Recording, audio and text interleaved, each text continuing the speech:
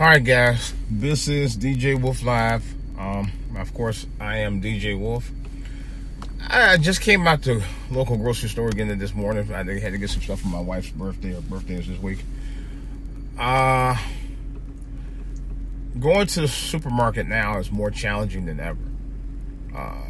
Not only do they have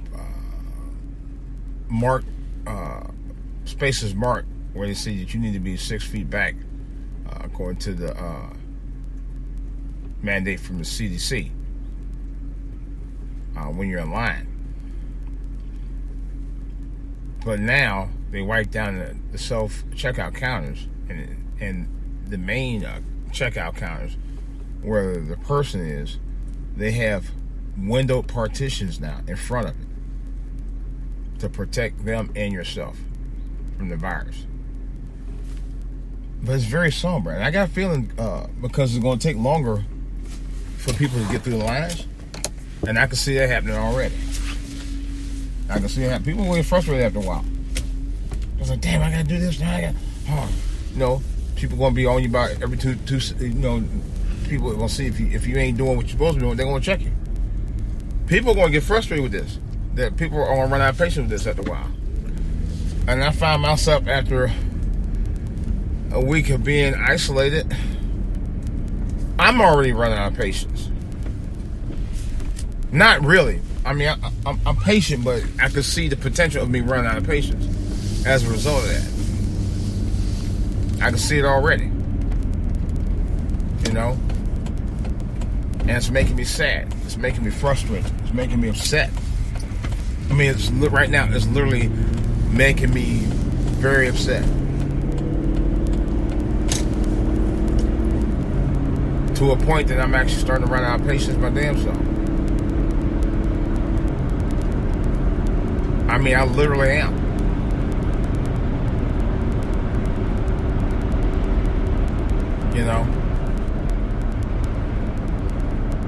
I'm sad because the fact that a lot of these kids are coming up, and if these kids, man, lives may change forever.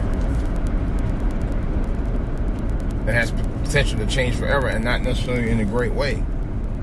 Well, now you might not even be able to go outside, but maybe one day a week, just because of this virus thing is going on. I heard last night, I don't remember if I reported it or not, 11 veterans of a soldiers' home just died from the virus yesterday. Yeah, 11 in Massachusetts. There was a church right out here in Bowie. Pastor held services. Matter of fact, not only did he hold services, he laid hands on people during the service. Wasn't he supposed to even be in direct contact with his parishioners, but he was anyway.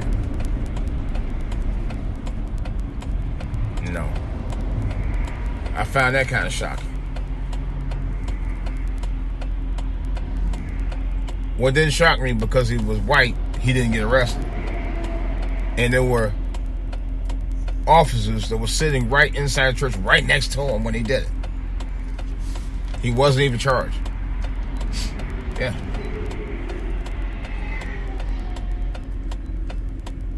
There's a lot of weird stuff going on. And then they're talking about the projections through August. They start in April. The number of people in the virus is going to rise. The totals are going to get higher. It's going to peak out in the mid-April. They didn't say anything about anything coming down. So it's more along the lines about numbers. They're playing with numbers now. That's all they're doing. They're putting their thumb, sticking up their ass, and playing with numbers right now. They're not talking about saving lives right now. They're just playing with numbers, talking about where the potential of it could be. That's what it boils down to right now.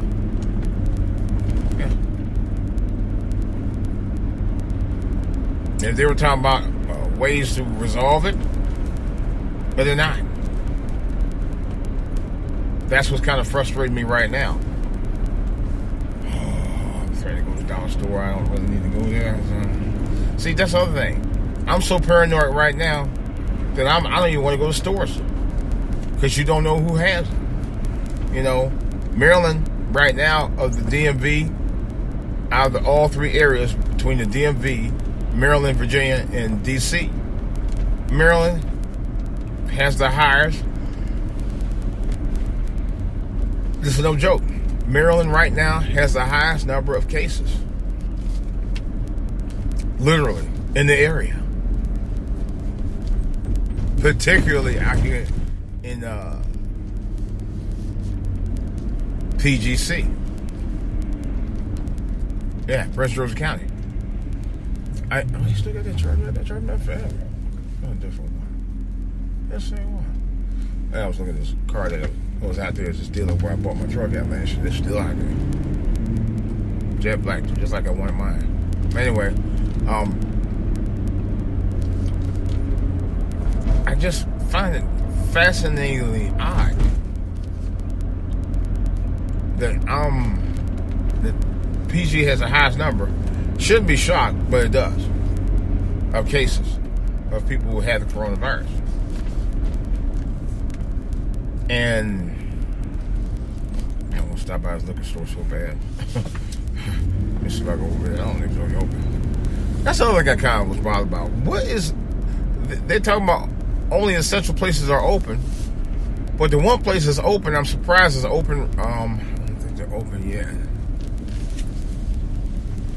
Look, no, it's not. It's surprising the one place that is open that's not really essential, but apparently the government, the local state governments think it's essential is the liquor stores. The liquor stores are open. Yeah. They didn't close liquor stores down. They consider the liquor store essential.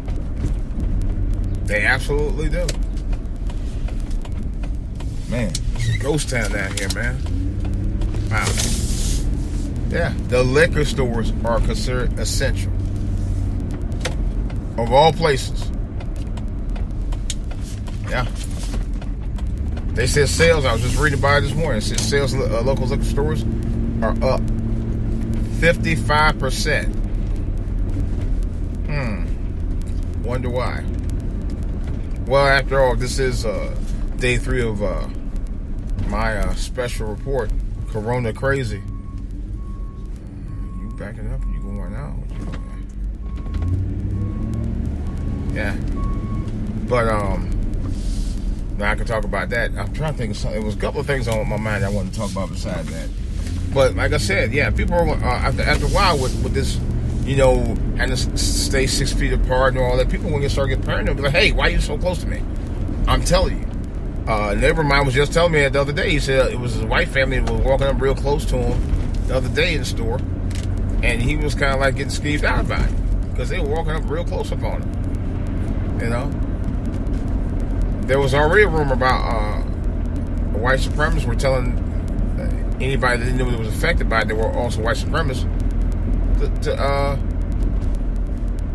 to try to push the viruses on the other people. Yeah, this was published. Like, that's messed up. I don't even care. Yeah, if I got it, I'm gonna give you that. You couldn't be more selfish than that, man. I'm really kind of. I don't know how to take it anymore, man. I honestly don't. I don't know how to take this anymore. In terms of that, I was like, you actually gonna go around and tell people that mess? Oh, they're supposed to get some money too. I don't know. Better not. Oh, not right, check.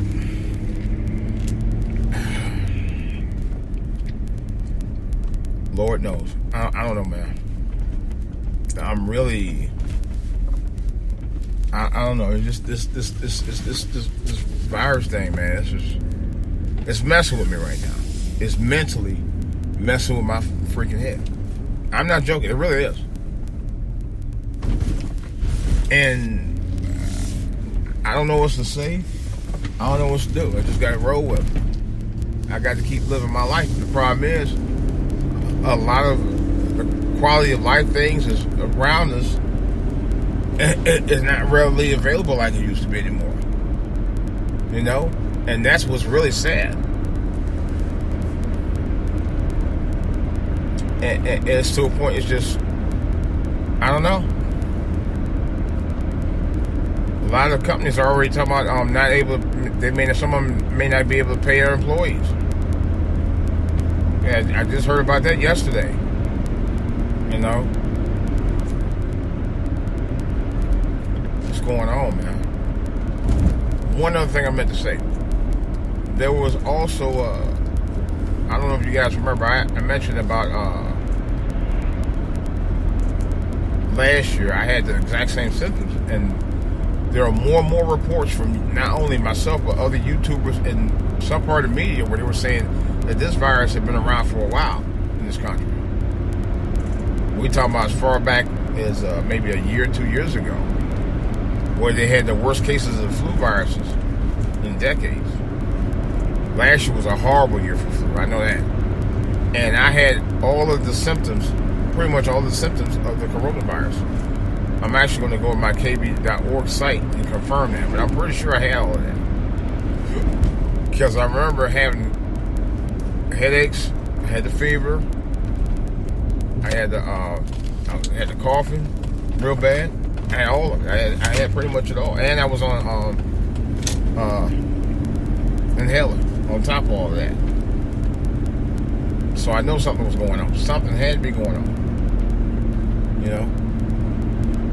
Because I kept feeling that way that whole time. And it was right around this time last year when I got that. Because I was going to go home to see my father around that time. And that's why I got sick. Sure did. To this day, I'm like,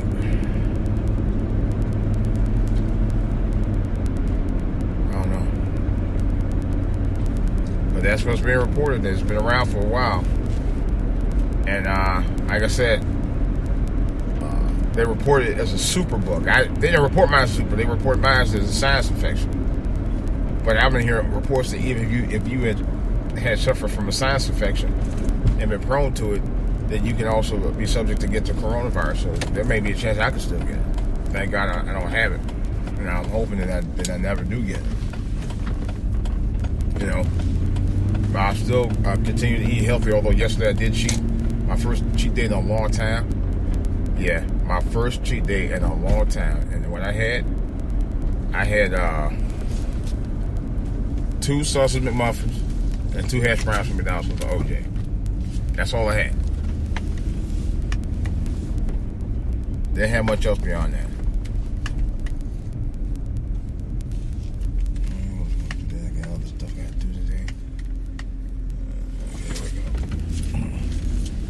Well, that was pretty much all I had for the moment. But I'm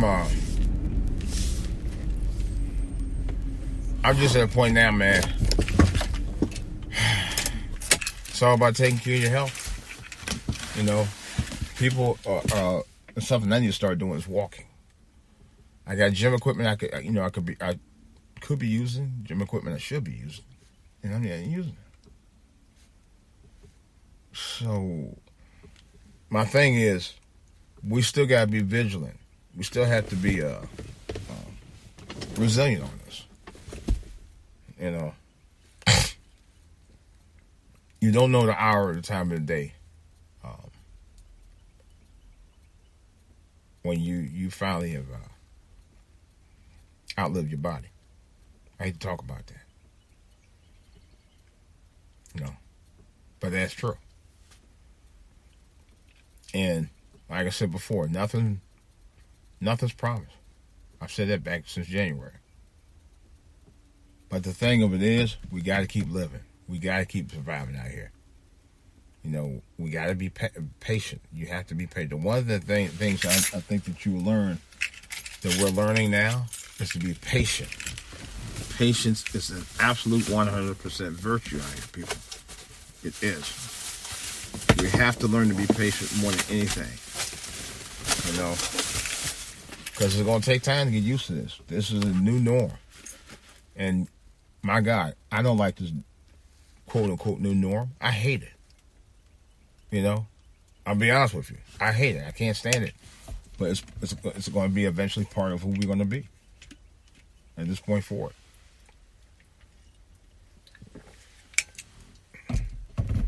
Does it stress me out? I'm not gonna lie. It does a little bit. I might have picked up this cup of coffee. I'm shouldn't even be drinking it right now. It is stressing me out a little bit. Do you know? And this is the other thing that bothered me. I got to tell you this before I get off here. They said that this coronavirus, if you sneeze or cough, do you know that can get out as far out 27 feet? They were talking about 6 feet. And I know Roker had mentioned on today's show about 2 months ago almost. He talked about it. But, he was talking about the common cold. Could stretch out up to 10 feet then. But they're talking about 27 feet. That's a good stretch.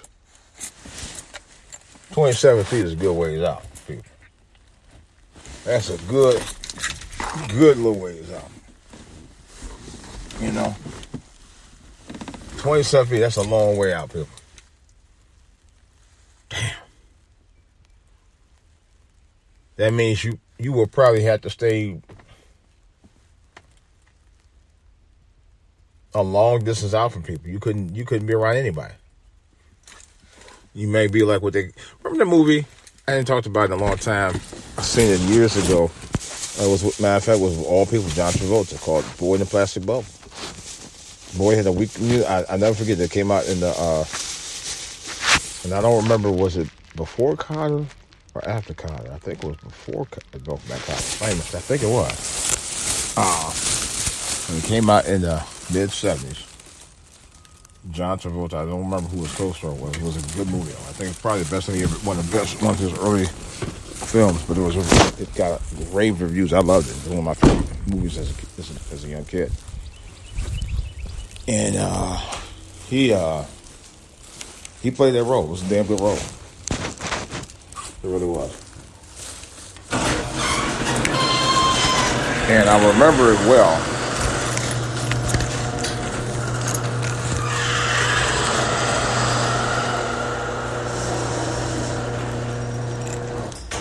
It.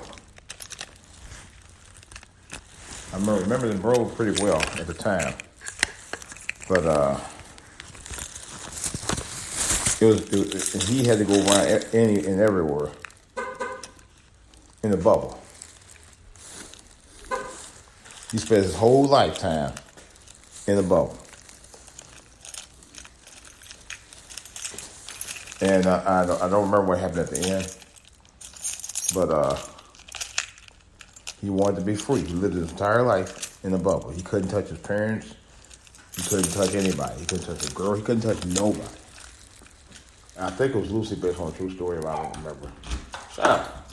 I don't remember at the time. But that's what this is starting to feel to me now. It's like we're in a virtual plastic bubble now where you can't touch each other. You can't hug each other. You can't give people a high five anymore when you're going to the sports park. You can't go to the sports park, so everything closed down. You can't be next to your fellow parishioners at a church because you can't give them high five, hugs, or kisses anymore because you can contagion. You can be contaminated by your fellow parishioner.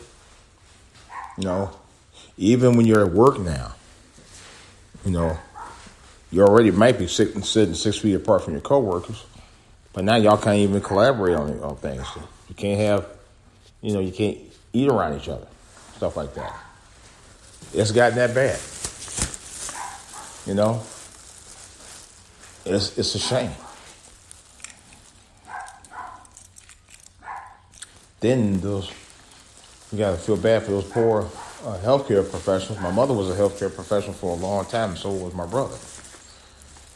And now you got these generations of healthcare professionals out here getting sick or risking getting sick, trying to take care of people who are already sick from this coronavirus. It's that bad. It's a shame. Like I said before, The new norm is not new. I take that back. The new norm is not normal.